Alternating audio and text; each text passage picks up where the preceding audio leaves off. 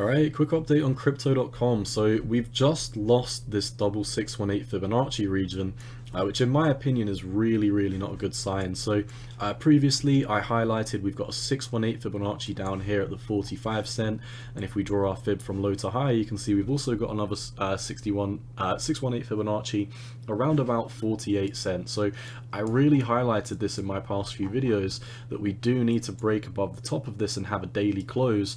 And you know, personally, I was actually quite bullish on this when we were retesting this zone. I'm not going to lie, but I did say if I was looking to accumulate more crypto.com, I'd want to see a daily close above the upper Fibonacci of this double Fibonacci region right here. I'd want to see a daily close above 48.8 before I did get bullish and got into my next trade.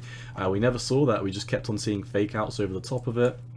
And I highlighted when we came back down to this bottom 618 Fibonacci, we do need to start heading up and breaking out the top of this. Otherwise, you know, we are obviously going to have a move back to the downside, and that is currently what we're doing. So on the daily, the EMA indicators are still green, so I do still think there is a possibility of us coming back down to the 200-day moving average and having a bounce back into this 618 region before we do continue the next uptrend for crypto.com. Sorry, I just made an XRP video.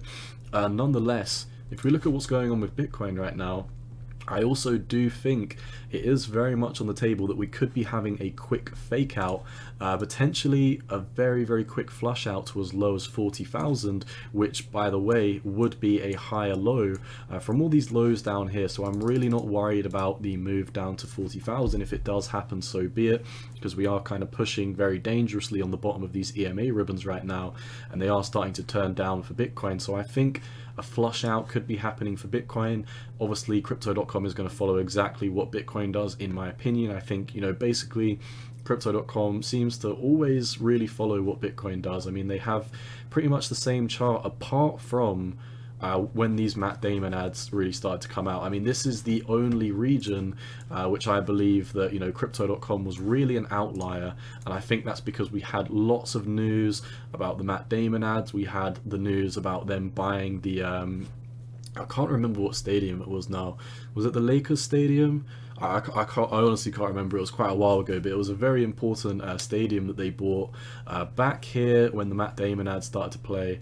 And I think it was bought in December. They had their first game just after Christmas, and then it kind of like started to lose momentum from there. So that is really the only time I believe that crypto.com was an outlier. So I do think crypto.com is going to do what Bitcoin does.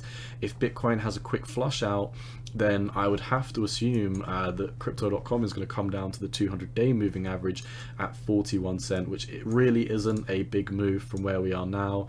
It is only approximately about 6% or so before we would start heading to the upside. So all in all, I'm still keeping my eyes on entering a trade for crypto.com. I haven't entered a trade yet because, you know, for me, we haven't broken macro bullish above these double 618 fib regions, and you know, these have turned from, you know, a green box of support into a red box of support now, and I think it's going to be a very strong level of support or resistance rather for us to get above. So before I can get bullish on crypto.com, 48 cent needs to break, but I would assume that we'd be putting in a higher low around the 41 cent region until we do start to do that.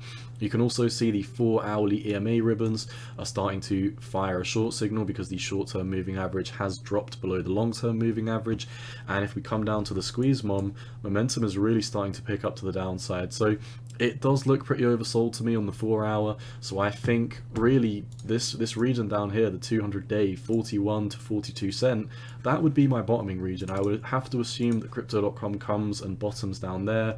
We would also be bottoming on this around about this 786 Fibonacci. I mean, if we drop it all the way down to where this uptrend started and really bottomed down here, you can see, wow, that the 786 lines up.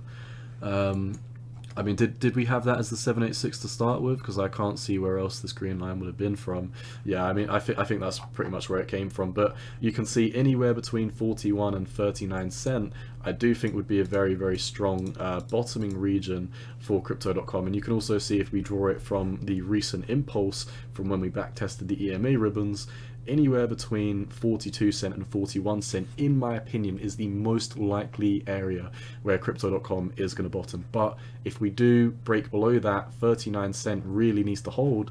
Otherwise, we could be coming down to the 786 Fibonacci at 33 cents. So that's really all I see for crypto.com. Once again, I'm really sitting on the sidelines until crypto.com decides that we are breaking bullish over these double Fibonacci regions, which once again are between 45 to basically 49 cents. So I'd be looking for a daily close specifically above 48.75, and then I'd be waiting for a push up, and then I'd be looking to enter my trade for crypto.com. So that is all I see for CRO.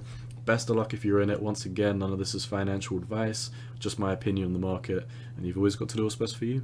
Cowboy out. Peace.